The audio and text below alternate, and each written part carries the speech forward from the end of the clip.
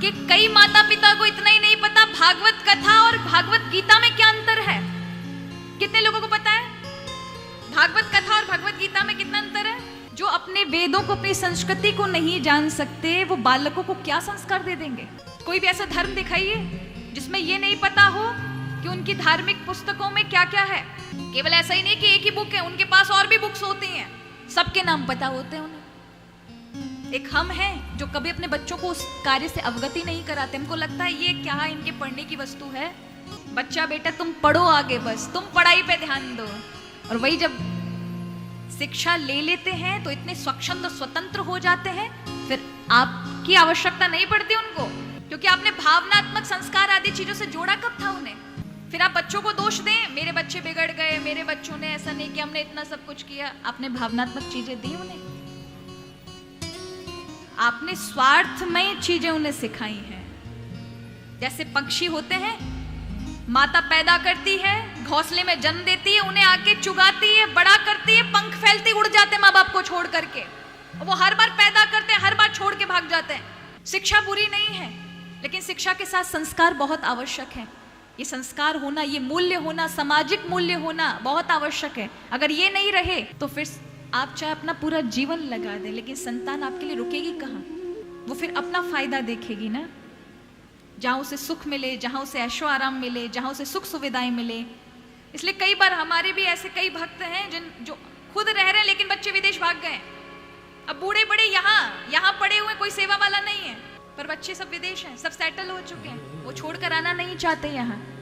और बूढ़े बड़े फोन करते हैं, कभी व्यस्त हैं, नहीं बात कर रहे हैं। पढ़ाई पे ध्यान दिया था उन्होंने, गाँव से निकल कर शहर ले आए उन्हें। सबसे बड़ी बात कि उन्होंने भावना से नहीं जोड़ा। शिक्षा पाना बहुत आवश्यक है, बहुत आज की आवश्यकता है शिक्षा, लेकिन उससे भी ज्यादा जरूरी है अपने मूल्यों को याद रखना।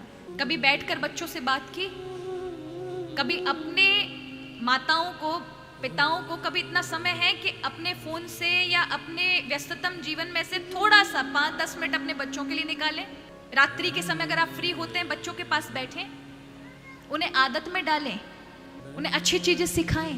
पूर्व में तो दादी माँ होती थी, सब कुछ सिखाती थी, बच्चों को कहानियां सुनाती थी, पांडवों की कहानियां सुनाती थी, महाभारत की कहानी सुनाती थी, रामायण की कहानी। ये सुन सुन के बड़े होते थे। 50 साल तक से पूर्व में भी, आज से 20 साल पूर्व में भी लोगों की मानसिकता बड़ी अच्छी थी। माता पिता को ये वृद्धाश्रम जो आज इतने जगह जगह खुले हैं, वो सब पहले नहीं थे।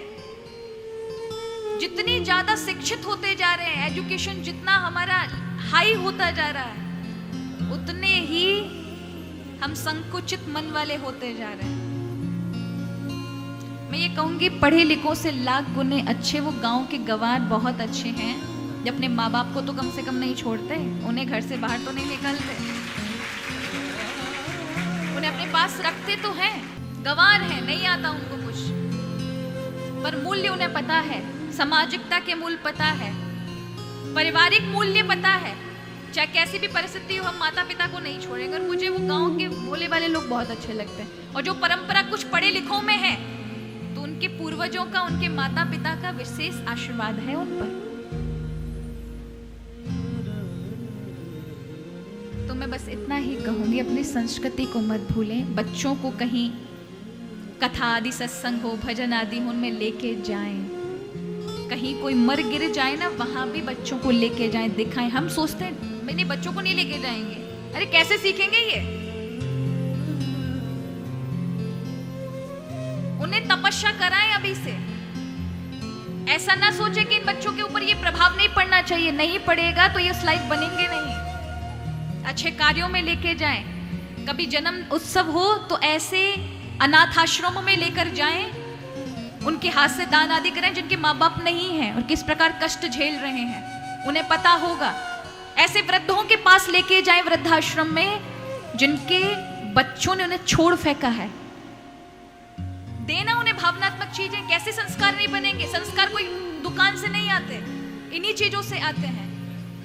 आप सिखाएं, जोड़ें उन्हें। जब आप जोड़ेंगे ऐसे लोगों से, दिखाएंगे उन्हें, तो फिर आप देखें उनमें दोनों चीजों का समावेश होगा। वो असल जिंदगी को समझ रहे होंगे।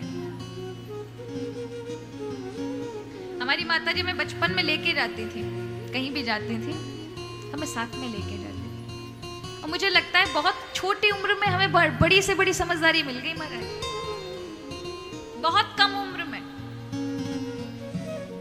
कथा तो हमने 6-7 वर्ष की आयु में आरंभ किया, उससे पूर्व ही ठाकुर जी ने इतनी समझदारी दे दी थी। उसका कारण क्या था? जननी के कारण, क्योंकि वो हमें ऐसी भावनात्मक विषयों से उसने जोड़ा था। आयु में मैं, हो सकता है बहुत सारे यहाँ बड़े बैठे हैं, उनसे आयु में छोटी हूं, लेकिन प्रभु ने अनुभव बहुत बड़े बड़े दिए हैं। इस शरीर से अनुभव बहुत सारे लिए हैं, जो शायद मुझे 60 साल 70 की उम्र में प्राप्त होते। वो किसके कारण? अब तो चलो इतना है कि लोगों को देखती हूँ तो वो सब भावनात्मक चीजें दिखती हैं, उसको अनुभव भी करती हूँ, लेकिन मैं ये इन बालकों के लिए कह रही हूँ जिनको अभी आप संस्कार देने की चाह में हैं। इनको अच्छी चीजों से जोड़ो, भगवत कार्यों से जोड़ो। आध्यात्मिकता से जोड़ते रहोगे तो इनमें से कोई आत्महत्या करने की कोशिश कभी कर नहीं सकता। सोचने का विचार ही पैदा नहीं होगा किसी के मन में अगर वो आध्यात्मिक होगा।